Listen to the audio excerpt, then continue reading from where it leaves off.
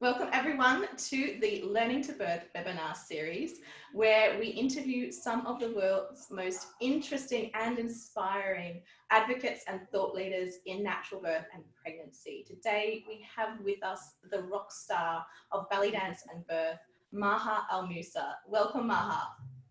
Hi everybody, thanks for being here today and having me. Thank you, Maha, for coming. So everyone, Maha is an author, and she is author of Dance of the Womb, which has been endorsed by renowned birth luminaries Michael O'Dent, who I love, Sheila Kitsuna, Dr. Sarah Buckley, and Dr. Christian Northrup. And she is the creator of award-winning prenatal dance exercise birth video series, the Bellydance birth video series. Dance of the Womb. Dance of the Womb. Dance of the Womb. Yeah. I've seen clips of it. It looks beautiful. Do you want to tell us a little bit about your background, Maha? Sure. So I am of Palestinian Lebanese origin, and I came to Australia when I was 2 years of age, and I was actually kidnapped from my mum by my dad and brought to Australia with my brother.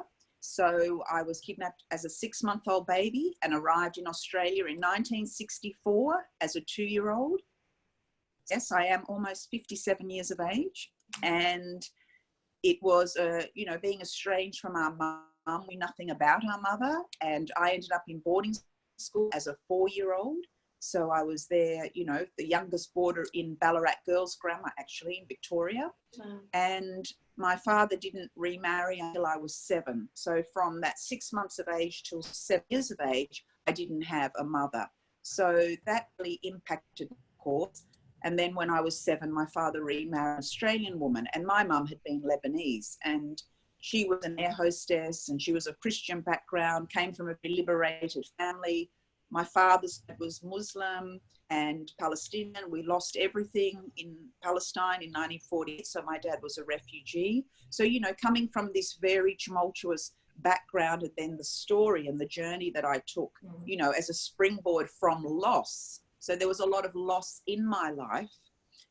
And when I was about 27, I had one small picture of my mum, and I searched for her through the Lebanese consulate in Sydney.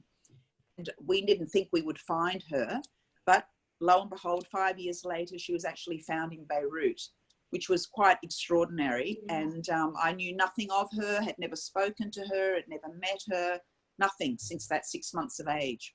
So when I was 33, my brother and I both went to Lebanon to meet our mum for the first time. And running alongside that story, I was trying to get pregnant, and I'd been trying to get pregnant for about 5 years and had, problems, as the doctors would say, with polycystic ovaries. And 6 months after meeting my mum, which was an incredible journey into the heartland of motherhood, having been estranged from the mother tongue, the motherland, the mother within, the mother without, got pregnant 6 months after this meeting. And I always knew somewhere deep inside that my inability to conceive was something more than just a physical ailment. I knew that there was a psychological and emotional and energetic component. Yeah. And yes, after meeting my mum, I got pregnant naturally, being told I would never get pregnant naturally by the doctors. And being the rebel that I am, I don't ever listen to that never talk. Right. And I got pregnant with my gorgeous first son, Kailash, who will be 23 at the end of this year. Wow. So he was born. And the funny thing is, he was actually born 6 weeks premature. Two things: he was taken away from me as a baby, helicoptered away because he had to go into intensive care. He wasn't breathing. So like me as a baby being taken from my mother, my first child was taken from me. But the other strange thing, he was born, as I said, 6 weeks premature, but he was born on the date I came to Australia as a 2-year-old in 1964. He was born in 1996 on the 4th of December, which was the date of my stamp into Australia. So I've always had an awareness of the metaphysical, the emotional, that cannot be seen, the mysterious. And being, you know, growing up in Australia of Middle Eastern origin has not been an easy road because of all of the, you know, the racism here, and being of ethnic origin, especially being Palestinian in the 60s and the 70s. You know, I was a fish out of water with my brother, and only having a father, no mother. So a lot of my story, all those fragments of the story, created the whole of who I am in my journey as a woman, and now as a birth mentor and educator for the last 22 years. So that story informs my work very, very, very deeply, including the connection to my ancestral roots, my Middle Eastern roots. Growing up in Australia, or anyone who knows, you grow up in a Western country, or many of us have this experience of not feeling like we belong. So for me, where I felt I belonged in Australia particularly was with the Indigenous women and the Indigenous culture, because the Palestinian culture is indigenous to the earth. So we carry that essence and resonance of earth knowing. And that is what I bring to my work of embodied birth and belly dance birth. So it's not just some superficial thing that I teach about, you know, belly dancing for birthing, but a lot of people have looked upon it, especially in the West, as though it's kind of gimmicky thing. And so I had to change what I was doing a few years ago to incorporate bigger picture, the holistic picture of my understanding of the journey of birth from all the aspects, you know, that I've just spoken of. And that's why I changed it to embody birth. How do I come into my body, emotional, physical, spiritual, sacred, you know, energetic, psychological body for birth, to prepare for this transformation, this transcendent experience. And that is what I bring, is that knowledge now after nearly 23 years of working in this world. That's incredible. And hopefully we will get a really deep dive into how we do embody all those things as we're birthing. So I have a lot of respect for belly dancers, because, or any form of belly dance, because I did do it for a few years prior to birth, and it's impacted my life going forward. This is 20 years ago. Like, it's really hard work to do belly dancing. And I think it's also made my life different having done it, because it is so sensual and it is so feminine, and you do get to feel all the different aspects of your body and have so much sensitivity and control. And it's that tuning in on that deep level that you do during birth. You tune into the, you know, the littlest, you know, when you're pregnant, the littlest flutter in your belly, the littlest kind of scratching of a fingertip, you know, inside your womb. You feel those things, and belly dancing is kind of like that sensual responsiveness as well. So I feel that deep connection between, you know, what you call embodied dancing and birth and pregnancy and babies. So how did you find out for you that this dance form was a very healing and empowering thing to do during your own births? Yes, well, just wanted to say I don't use the word empowering. I use the word inspiring or liberating. The words that I use in my work as a professional, because I don't carry anyone's power. You carry your own power, and you find that power within yourself. And the first time that I got to go back to the Middle East, when I was 21 years of age, I went back to visit my Palestinian family that were all living in Jordan at the time. So that was the first time I went back. And I was immersed in the women's culture and that longing and that depth. And this is before I met my natural mother, that longing and depth of being connected and belonging to women's culture. And from that, one aspect was Middle Eastern dance. So, you know, we know belly dance was coined by the West as a term, and, you know, I do use it, but there's a much deeper aspect, which is the connectedness of the sisterhood amongst the women. So I got to experience that divide. The men go to one room, the women to another, you know, dancing in an underground mineral pool with just women, which I've written about in my book, Dance of the Womb. So I got to immerse myself in this mystical, mysterious aspect of what it is to be a woman that is not described in a patriarchal sense. It is described by the matriarch.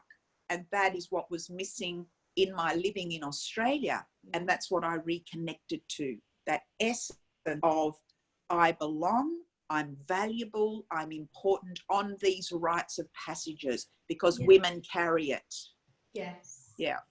That's incredible. It's incredible. Yes. And how did you become a facilitator of Middle Eastern dance during birth and Yes. labour? So when I was in Jordan at that time, I actually seen a couple of pregnant women dancing with the women, you know, just very gentle dancing. And then we done other dancing with the women, clapping, la, la, la, la, la, la, la, la, and that was the music. That's how you moved through that, you know, tempo and rhythm of the women's voices and the energy of the women. Yeah. So I got to experience that. And then when I was pregnant with my first son that I just spoke about, Kailash, I had been living in England.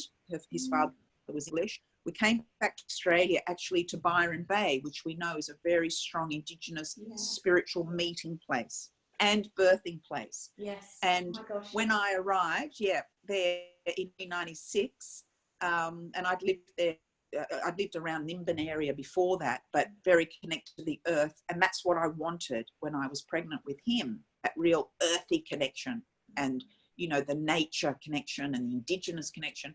And there was a midwife teaching in our Byron Bay Pregnancy Support Group, which is a group that's been running for 35 years voluntarily every single week. An incredible group. I taught there for 20 years. But this midwife was teaching, Annie, and she was teaching the Middle Eastern movements of the belly dance because she was a belly dancer. And so when I came into the circle that day, I was just able to move. I understood the movements implicitly and I danced easily. Yeah. And then when I gave birth to Kailash, I used those movements in labor. And then when he was 6 months of age, she asked me, would I like to take over the class because she couldn't teach any longer. She had to go somewhere for her midwifery. And I said, sure.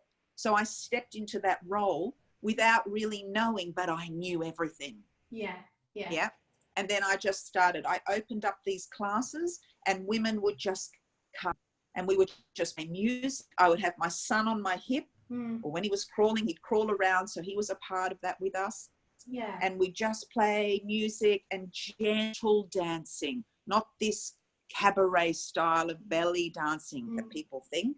So it was all the intuitive, instinctive birthing movements of the circle, figure eight, the spiral, the hands and the arms. So it's a dance that comes from an inner orientation to an outer, that inner felt sense. What is your baby doing? What is your baby asking of you? What is your baby telling you? What are the messages you are giving your baby? So it's distilling it right back down. And that's what we're losing sight of now. Oh, yeah. Yeah.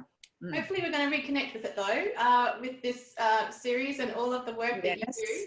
I know that for me, you know, I did 2 active births, very different births, but both were active, and you just move. In fact, that's the thing that I wasn't prepared for in my first birth, is how strong your thighs need to be, because you are constantly up, down, you know, moving around. It's a phenomenal physical effort. But what you've talked on and touched on here is just so many powerful things that we as women need to know about going into our births. So do you want to talk about, from your perspective, what you see the purpose of birth as actually being? Huge question. It's a big question. That's what underpins all of my work. Why? What is the meaning of birth at its most reverent level? What is that journey about? And really, for me, it's about raising an evolving consciousness and the consciousness of love for humanity. So that is what most women are robbed of when they come to give birth. So the world is robbed of that evolution. So that's the deeper meaning of my work in embodied birth. And the other thing is that we are not lacking anything as women. There tends to be this idea that you are lacking something, and my education will fulfill those holes that are lacking in you. And embodied birth is nowhere to be seen in that kind of idea of education. Embodied birth says, as a woman birthing your baby, the intelligence of the baby and the intelligence of the mother dance together. You have everything that you need. What we are doing is we are looking at what else is possible on this journey. So we don't start from a lack mindset. We start from an abundant mindset. And that is what is the problem with a lot of childbirth education, is saying that I have the answer for you and pay for the answer. I will give you the answer, as though I'm the great expert, all-knowing, all-pervading, all-powerful expert. And that is where we're going wrong. And in 22 years, embodied birth has never been about that. And it's probably one of the very few childbirth education program implicitly at its most deepest level says you are abundant, you have everything you need. How do you access that? And that is how we do it through Bellydance birth. So that's the kind of speak that we use in our language, the language of the feminine, the poetism of birth for birthing women and those who give birth. So that is very much our focus. And that's why the Bellydance birth is a language unto itself. And every woman knows it. It is a universal language of birth. That's beautiful. My gosh. Where do you go from there? It's everything in that little capsule. Look, my first birth, the intention was natural, and it was natural and active, but it wasn't a positive experience. And I realized through that process of the birth and then the healing afterwards, like, oh my, I think I might have had an impact on that. And so the next 6 years of my life were taking a really deep dive and looking at my whole life story and releasing all my shame and forgiving myself for all of that. And my second birth was a very, very different, like qualitatively different experience. You know, everything different. You know, you've touched on your life story. How is it that a woman's life story can express itself through a birth, and also how can she liberate herself from that? Well, remember, we're also coming through the matriarchal line. So I say my birth preparation started in my mother's womb. Beautiful. Yeah. So we carry the remnants and the essence of that matriarchal line. So if that clearing hasn't been done, we get the opportunity to clear those channels for birth. And that is what embodied birth is about. So for me, I see birth as layers. We may not get it in the first birth, the second, third, or month. So depending on how open am I with an intention to have a 360-degree vision, what's before me, what's behind me, what's to the side of me, can I look in that circle, and can I be willing to face whatever meets me within that circle? There's the difference. I have to create the intention of saying, I am willing through the process of birth, which is a somatic process of the living aware body, it's a sense experience. Can I be willing to meet whatever arises? And that's often where the obstacles come, because we don't know often, even though we do all the preparation, what's going to arise in birth. When I have that intention of complete openness and surrender, then I am inviting whatever needs to reveal itself through my body to show itself. And then can I meet that? Do I have the people around me who understand that depth of the sacredness of birth in deep reverence to hold me in whatever arises, not to numb me, not to shut me down, not to offer me drugs, but first and foremost to understand that birth is a revelation. It is a revelation of the layers that sit within my body, my mother's body, my grandmother's body, and that lineage.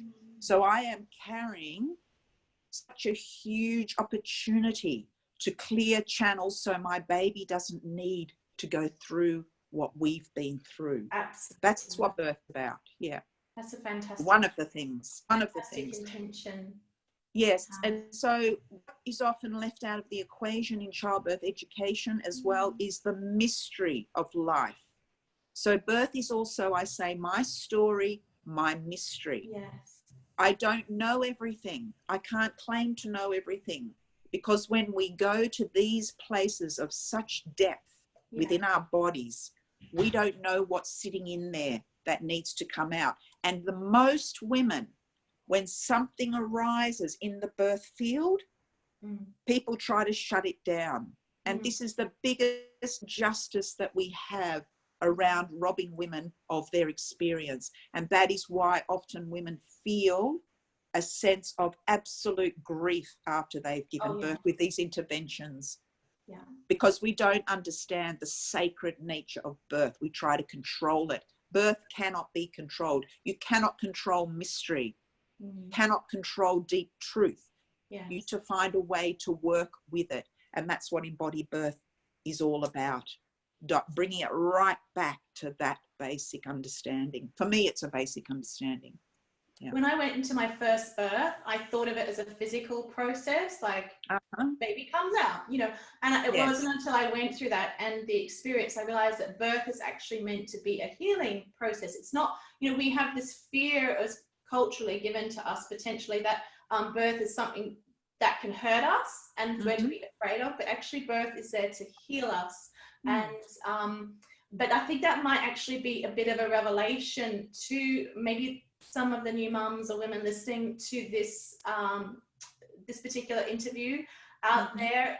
We might have been expecting that birth is just, you know, something that we learn to do, and it is a bit like, you know, it just happens, but it also happens to us. We have to surrender to it. It's not something we control.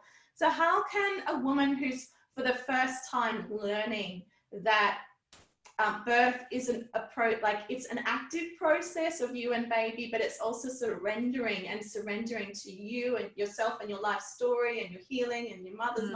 How can we learn to have the strength to face ourselves in that moment and go forward and not seek help and not seek other people to step in and do it for us? Because what's happening and what I'm seeing today is, and I have a saying in birth, the baby doesn't come out of your head. The baby comes out of your vagina, through your pelvis, womb, get down to earth. So we need to get into our bodies. We need to do body-oriented work to find those processes. That's why movement, sound, and breath. Yeah. So that's what brings you into the preparation that is more optimal than just reading things and watching things and listening to things. They have their value, but if that's all we do, we never get into our body to feel and to connect with our baby, talking to our baby, moving with our baby, touching our baby, co-regulating our nervous system with our baby, really tapping into my psychic body. That's another area that's completely left out of childbirth education. Psychically, what is this journey, my baby, my body telling me? What are the messages that I'm downloading and receiving and channeling? So expanding out of just birth as a physical experience and something that I read about and then I know it all, coming in the body, it's got to be on that body work basis. And that's why I teach the belly dance birth, because through that movement, that is not choreographed. You cannot choreograph birth. There are no steps that we all walk this path. And that's, I think, what women kind of think when they're having their first baby, that we're all on a factory floor and we're all just going through the conveyor belt. And it's just same. It's not. It's as unique and personal as your print. Yeah. So your journey is not my journey. You can learn from what I've experienced and you know, listen and understand, and then go into what do I need to do to prepare and in actual labor. Another really important thing, Akasha, is who you have with you. Yes. Who is holding that sacred container for you? Yeah. What are their beliefs and attitudes around birth? I've just done a whole section on that in my e-course. Beliefs and attitudes, our own and those of others who are holding that space. Yes. Including birth workers, including birth keepers, because their influence is huge energetically and physically on our experience, as we know. I agree Yes. on so many levels. I just actually had a really good interview with Dr. Michael Klein, and most of our talk is about making sure you choose the right people around you. And we were talking more from a medical procedure perspective, but you know, here it's the energetic perspective. What are their attitudes? What are their fears? How, you know, what's going to come out for them as you're moving through your process? And you know, what are they going to try and force on you that you then have to deal with? I actually had my second birth. I was willing. I went in there. I was doing it my way. on my terms, because I knew that I could trust myself that time. And there was actually a midwife in there who came in and was rude to me. And the second time she did it, I said, I don't think I've ever spoken to anyone in my life, but I roared at her. I said, no one ever speaks to me like that. You must leave this room right now. It's like the goddess came out through me. Right. And she left. And it turned out she was actually the head midwife of the whole hospital. So it was incredible. Yes. But before my first birth, you know, I'd been a very high achiever at school and I did law and everything. And so I was in my head, and it was all in my head, like you're saying. How does a woman, you know, so many of us, you know, we're working for our living, we're doing the courses we need to do, doing the work, the jobs. How does a woman who's always been in her head, now that she's suddenly pregnant, how do we find out, you know, how to move in the way that we need to move? How do we get in touch with that? Come and see me. Watch your yeah. I know. Look, it is difficult because, and especially in this day and age. Now, when I have my kids, I'm talking, you know, 20 years ago, only 11 years ago, and things have escalated so much that the education that women are receiving now is mostly online. Yeah. So as I said before, it's all of that reading and absorbing cerebrally through the head. Yeah. And it's not coming into the body. So, and the other thing is something that I've understood as a mentor and a teacher, that what we can do and what you're doing with this webinar series is we give the information openly and we say, here it is. And it's not until in your own personal evolution that you get to that place of awakening to say there must be more. You cannot force that on anyone. So it is until, so when we say, what can we give to women? What can we do? All we can give is our open heart and the information that we have, the wisdom we have, the knowledge and the experience. And then just leave that there. And the door, they will open that door when they are ready to receive that. And that's something that I've learned because you know, because I have such a deep understanding of the birth journey, the frustration that I feel from what we carried 23 years ago, I sometimes feel I'm going backwards from what I knew to what's going on now. And I have to let go of all of that and just with an open heart, give that knowledge and information that I have and then leave it for a woman to find for herself of where she's at in her own growth and her relationship with her baby and this journey. There can be times during a pregnancy, particularly your first when you haven't done it before, where you know you can start to panic. Maybe a doctor or someone has said something, you know, to you. Or there can be times during the birth itself, the labor itself, where you know you feel stuck. How can a woman open up emotionally, you know, either through those moments, either during pregnancy or during labor itself, and just feel and trust and move, not just with her body, but her emotions and her heart. But when we move, what movement really is emotion in motion. So anything that we have of breath, sound, movement. But remember in movement, and we teach this in embodied birth, there is both rhythm and stillness. What we need to also understand in those panic moments and in those times of stillness, something is moving. There is always motion.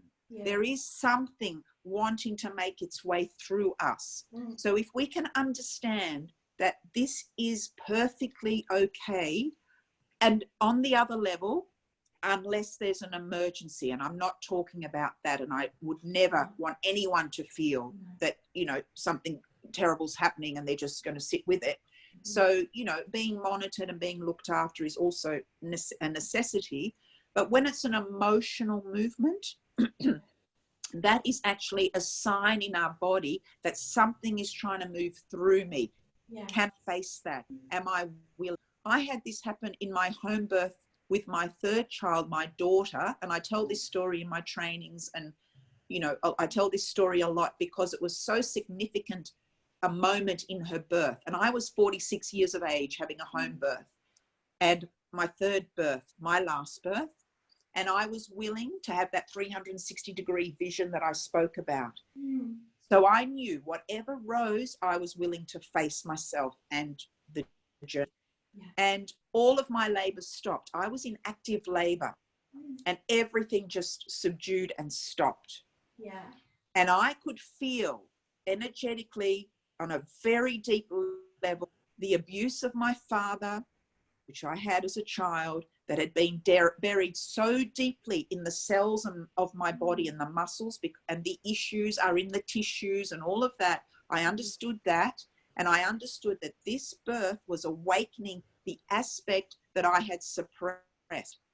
And so because I understood that on both a physical and a body, emotional, psychological level, and I had that willingness and intention to face everything, I just allowed. And everyone around me knew that about me, that this would be my last birth and this is what I wanted to experience.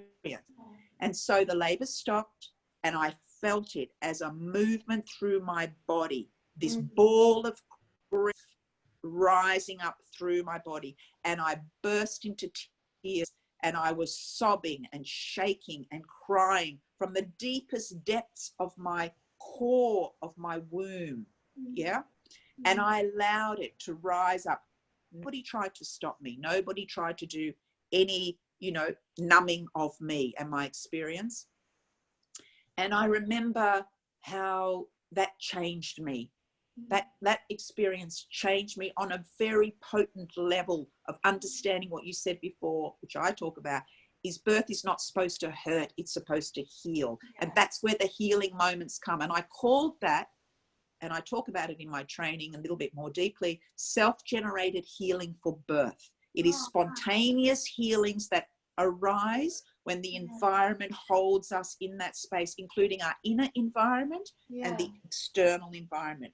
So women have those opportunities all the time, but unfortunately, usually the biomedical setting doesn't understand, because they're only looking from the medical, physical perspective of birth. And so I always ask myself, we talk about this in my body birth training, what would the world look like? How different would the world feel if all women had been able to unequivocally have those opportunities in birth? We would have a different world.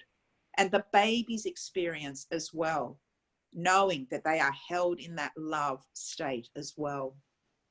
I mean, there's many aspects, but that to me symbolized the absolute meaning behind birth for women and for babies, is that releasing and letting go and feeling.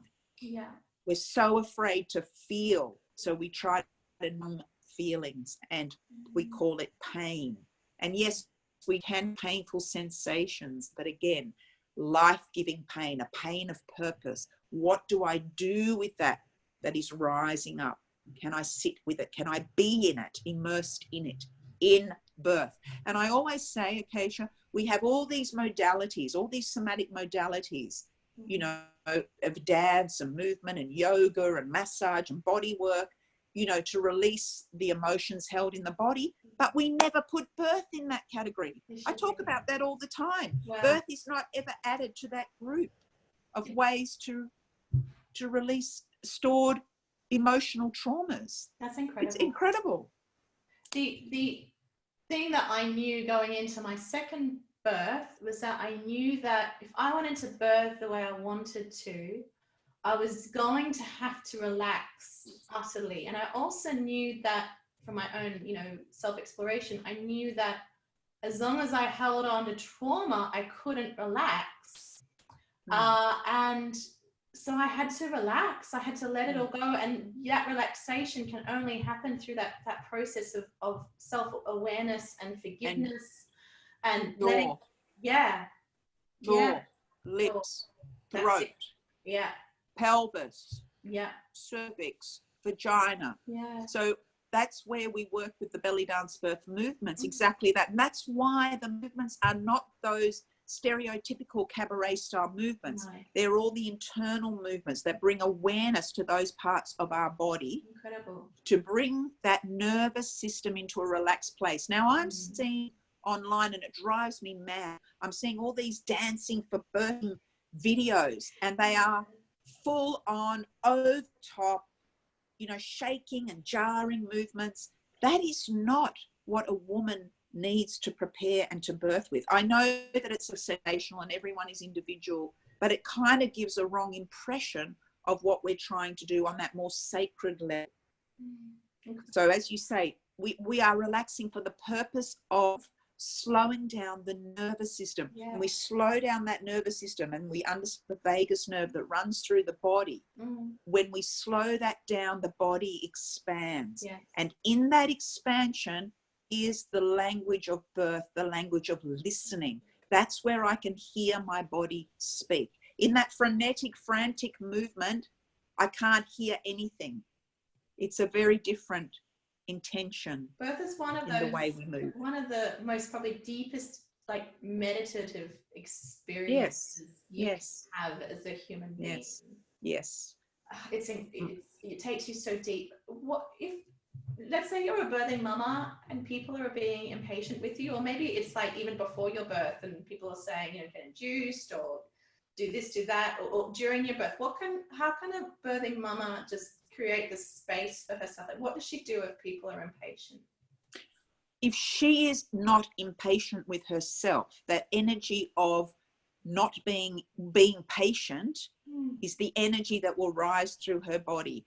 And then when we talk about the throat opening, the lips, the jaw, when I'm in that state, I can open to ask for what I need. Most women don't realize, we say mother's voice, mother's choice. You have a voice. Yeah. You own your journey. You own your body. Claim it. Own it. Nobody must take that from you. You say, no, I don't need that. I don't want that. It's claiming that good girl, reversal of that good girl speak that we've been conditioned with. And again, it's on body level. So we often say in embodied birth when I'm teaching pregnant women, how do you navigate yourself in the world? When something happens that you're not happy about, do you speak up? Do you hold back? Do you speak your truth? Are you afraid? So then we go into personal inquiry. We go into self-inquiry. Why do I do that? Where is that coming from? Where is that constriction held? Where is it in my body? Can I move into it and release it through these movements? So this is the kind of preparation we have for embodied birth. So that personal inquiry leads me back to myself and my own attitudes and my beliefs and my own actions and my own navigation. And that's what pregnancy and birth gives us. It is an evolution. It is a growth. It is a transformation. I was not who I was from my first birth to my third birth. Each birth, as I said, opened up another layer. Yeah. So we put a lot of pressure that I've got to get it right this first birth. It's not about right, wrong, or how can I, or it's just that witnessing, observing, witnessing the self, inquiring, and making maybe a different choice, a different behavior. And if I can't, just looking at and going, wow, isn't it interesting that when I'm told this, I just do as I'm told? Isn't that an interesting observation of myself? Where does that come from? Why do I do that? So there's a lot of psychology in my work as well. Yeah. So I think you're right, because and that's something I've not really thought about too deeply before, or really considered, is that, you know, that first pregnancy I had, people were very impatient with me, but the second time I knew that I was going to speak up for myself no matter what, and that impatience from other people just seemed to go away. And when it did rise up, like from that particular midwife, because I was just able to deal with it and it didn't impact. Yes, and that's the lesson. That's probably the lesson that you needed to learn, because that's what birth does. Yeah, it gives us lessons to learn on a deeper level. And I'm not talking about trauma that's been imposed on us by other people. Yeah, that's a different kind of lesson. That's not our personal lesson, but we do have our personal obstacles and constrictions that are a part of who we are, how we were conditioned and raised, and all those things that we want to be able to heal. And so if we can imagine that birth will give us that container to do that, then how do I do birth? What am I willing to do to create that healing for myself? It's a very complex, you know, it's not just, as you were saying at the beginning, just the physical, get this baby out. Yeah. It's expanding into who could I be in the world, Oh, yeah. and who could I be from this experience. Yeah. Mm. Mama and baby, for me, like, I was so sensitive both times. Like, we really work as a team. How can, like, what are maybe some of the ways that you teach or you explore with the women that work with you about how, you know, a mama can connect with her baby spiritually, emotionally, even physically, like during the pregnancy, so that they can go forward through the birth, you know, and onwards as a team? Is there anything that you have to add there? Well, besides the dancing, meditations, visualization, just sitting and holding baby, talking to baby is a really big one. Yeah. And the other thing that I always make as a suggestion, which is a really cool thing, is to walk in nature, because so many women want an as-natured birth, unhindered birth, a natural birth, what we call it. But I say, if that's what you want, go and sit by the ocean, listen to the rhythms of the waves, hold your baby's belly and sit there and absorb the essence of the Mother Earth, what she's telling you. Walk into the forest and stand under the trees and look up and receive that energy. Yeah. Walk with the bare foot on the earth. Feel it between your toes. What does that feel like? Connect to nature. For me, is a really beautiful thing that's often left out. If you want a natural birth, surround yourself at times with nature. And the other thing is to include, you have a partner, working together with your partner, really coming into that place of truth. Because if you can't speak your truth with a partner, you may find it difficult to speak that truth with strangers. You know, in a hospital environment, if that's where you choose to birth. So working with partners, and I've got meditations in my e-course coming up of doing those things with partners, really being able to speak your truth without that shame, without that guilt. It's very hard for us as women. We hide so much in our body because we don't want to look needy or stupid or shamed or ashamed. Or embarrassed, be judged and lose our partner, especially at that vulnerable time. Yes, we need to be looked after. It's vital to my baby's survival that I be accepted by my tribe. You know? And I think what you were saying before is that, you know, women who are the A-type personality, you know, the ones we get everything done, we're organized, we know what's happening, we're controlling. And so giving birth is the opposite, the antithesis. That it's letting go of control, and that can be a very difficult thing, especially in this day and age where women are working really hard, they've got businesses and family and all, and then suddenly you come into a vulnerability and it's at odds with the way you live in the world. And that's why that navigation of observation, how do I, you know, walk this path in the world? What are the things that I need, I don't need? How do I react, respond? How can we have direction, but it's still at the same time be flowing?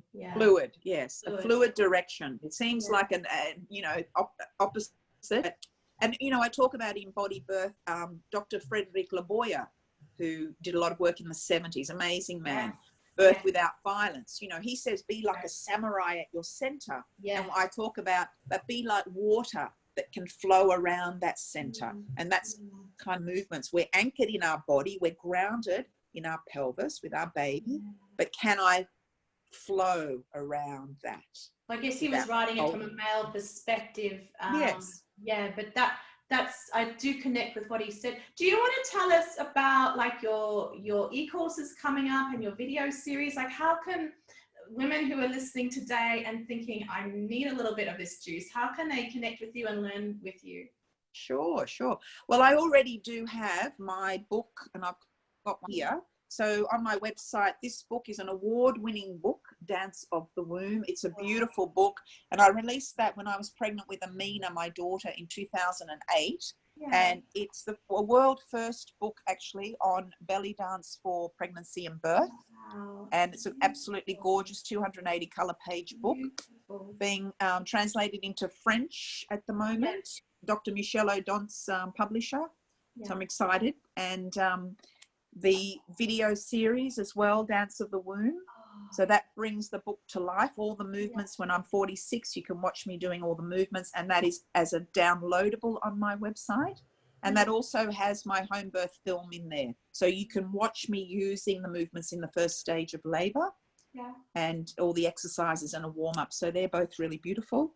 And I do counseling as well. Women can get in touch. I work a lot with women online, transformational counseling, birth consulting. I also work on the Gold Coast in Miami at the Australian Centre for Natural Medicine 1 day a week, if you want to do face-to-face with me. Wow. And I'm also working on my embodied birth, pregnancy and birth preparation e-course. So that's going to be 4 modules with 5 or 6 chapters in each module.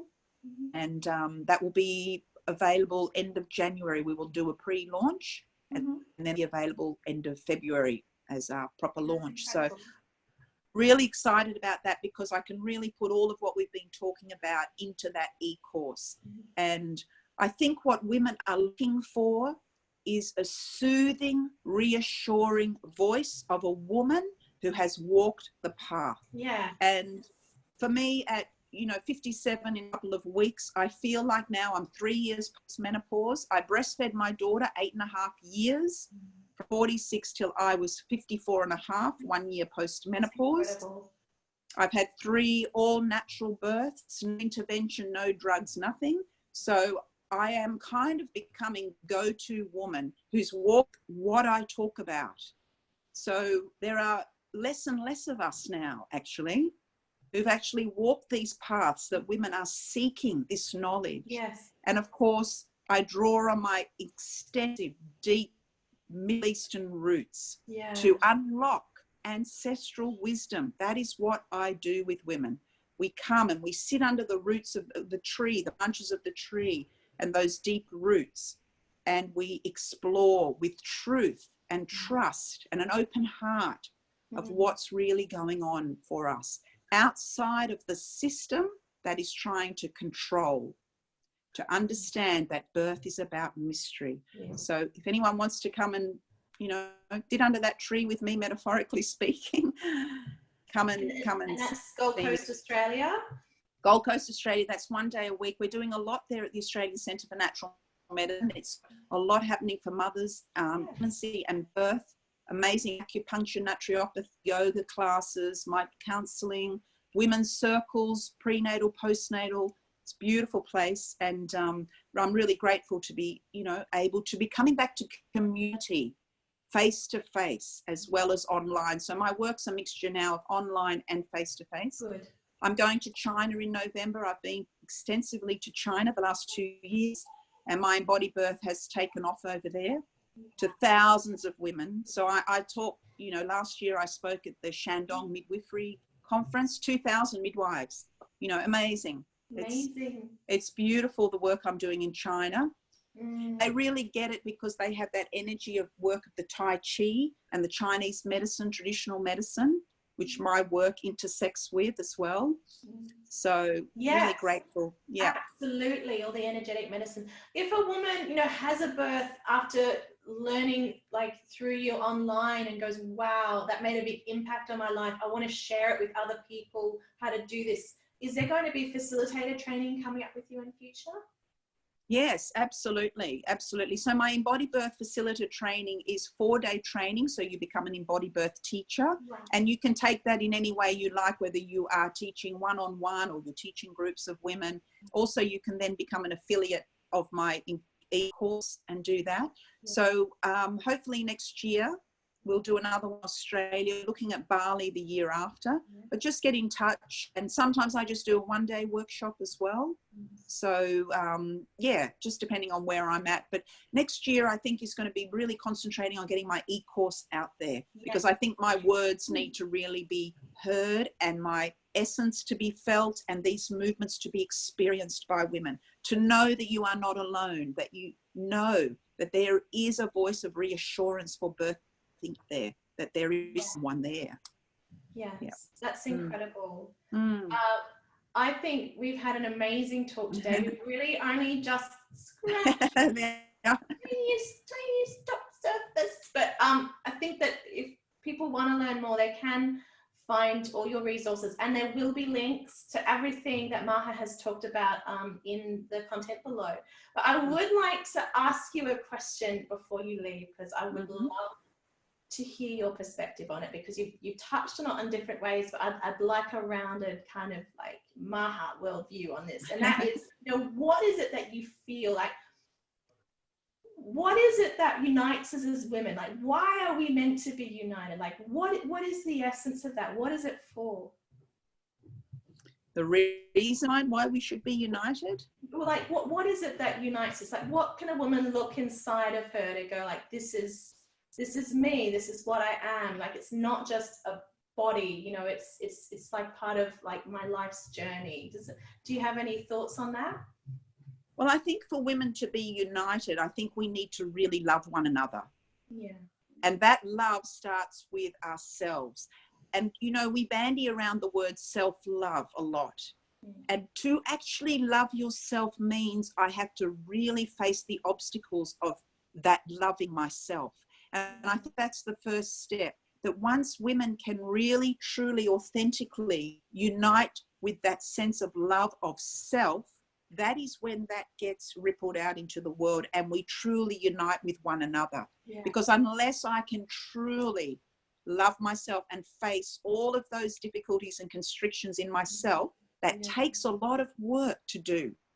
Yeah. Because often we have resistance to loving ourselves. But once I can truly let go of that egotistical kind of love, that competitive kind of connection with other women, and really come into that place of healing within ourselves, then I am in my authenticity to unite with you and every other woman, and to have that empathy for all. And, you know, radical feminism talks about, I can only be okay if you're okay. Yeah. That was the original sort of feminism. And I truly believe in that. When that word empowerment gets bandied about, it's more about empower yourself, empower you, empower you. But unless we are all well, doing well, there is no individualism in that kind of empowerment. Yeah. Unless you're doing well and I'm doing well and men are doing well, children and babies and all of us will do well. Yeah, we are all okay. It's not about one person. It's about uniting in that. And to me, that comes through deep self-love, to really understand what love is for ourselves, our babies, for humanity. And that is where we unite in that place. And that is a pathway. That is an excavation into the deepest parts of who we are. And that takes work. Yes. And one way we can do it is through birth. Yes. Thank you for your time, Maha. It's been such a beautiful journey, very, very deep, and thank you. Namaste, as we say, Mama. Namaste. Namaste. Oh, that's what we say in embodied birth, Namaste. Namaste, everybody. Thank you for being here with myself and Maha. Please look out for the other webinars, and we'll be with you again soon. Bye. Bye.